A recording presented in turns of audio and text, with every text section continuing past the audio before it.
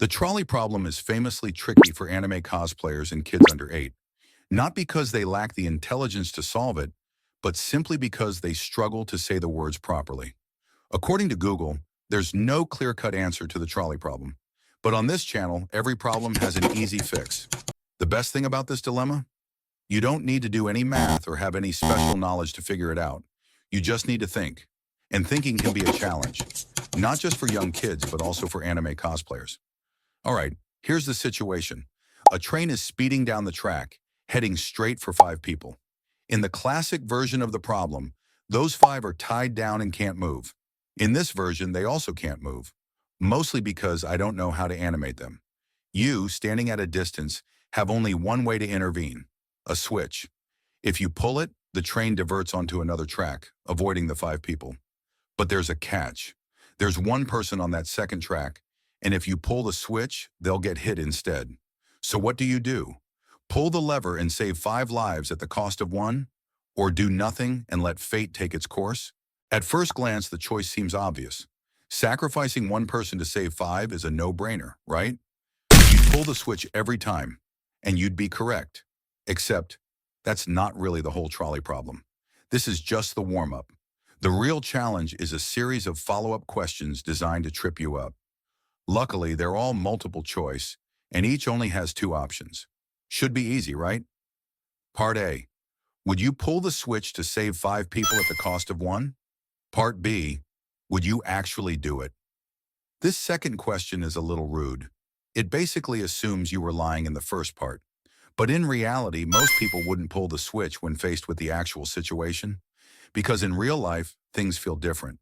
The train must have sensors. There's probably an automatic safety touching the switch could mess things up. I don't want to get in trouble for trying to help.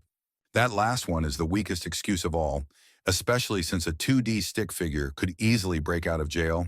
But don't feel bad if you hesitate. When confronted with a life or death choice, the human body goes into fight, flight, or freeze mode. Most people just freeze, hoping someone else will take responsibility. If you're different, built for action, then the right answer is yes, you'd pull the switch. Now let's move on to part C, the fat man scenario. Instead of 2 tracks, imagine just 1. The train is about to hit the 5 people, and this time, there's no switch. But you're standing on a bridge above the tracks, next to a large man. He's heavy enough that, if you push him off, he'll stop the train, saving the 5 people. But of course, he won't survive. Would you push him? Most people immediately say no. Academics might protest, saying, but mathematically, it's the same as the last problem. But they're missing something important. When people answer instantly, it's because their moral instincts have already made the calculation at lightning speed. It's what we call a gut feeling. And your gut feeling is right. There are plenty of reasons not to push the guy. First, in reality, this plan would never work. Trains don't stop just because someone falls onto the track, and landing the push with perfect accuracy is nearly impossible. Second, even if it did work, it's still an awful way to go. This guy isn't on the track like the last sacrifice. He's just standing there, minding his own business. And finally, there's the awkward factor. If the person next to you were skinny, they wouldn't be heavy enough to stop the train, so you wouldn't push them. Which means that to everyone watching, it looks like you're deciding that fat people are expendable, while thin people aren't. Not a great look. So easy answer. No, don't push him. Part E is where things get trickier. Same situation. 1 track, 5 people about to be hit. But this time, there's a small loop before that section, with a large man standing on it.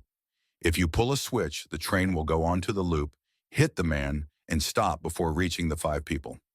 Once again, some academic might argue, isn't this mathematically the same as the last one?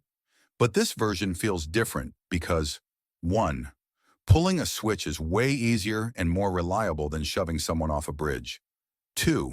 It doesn't look as bad, less like murder, more like redirection. 3. This time the guy's actually on the track, meaning he should have considered the risks. Unlike before, he's fair game. So this time, the correct answer is yes.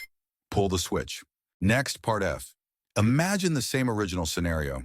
But now when you pull the switch, the train derails and ends up hitting a guy who's peacefully napping in a hammock in his backyard. Again, it's mathematically equivalent, But the human brain doesn't just think in numbers. Derailing a train feels unpredictable and risky. Plus, the guy in the hammock had no clue any of this was happening. He wouldn't even know he saved 5 lives. Taking him out just seems unnecessarily cruel. Final answer: don't pull the switch. Now on to what's often called the hardest version of the problem. A transplant surgeon has 5 patients, each needing a different organ to survive. There are no donors. Suddenly, a completely healthy person walks into the hospital for a routine checkup. The surgeon could technically take this person's organs to save the 5 patients. Should they do it? Once again, this is mathematically the same as the trolley problem. One person's life for 5. But instinctively, everyone knows this isn't right. The 5 patients are in a dangerous situation, so they're fair game. The healthy person? They're not. It's not just about saving the most lives.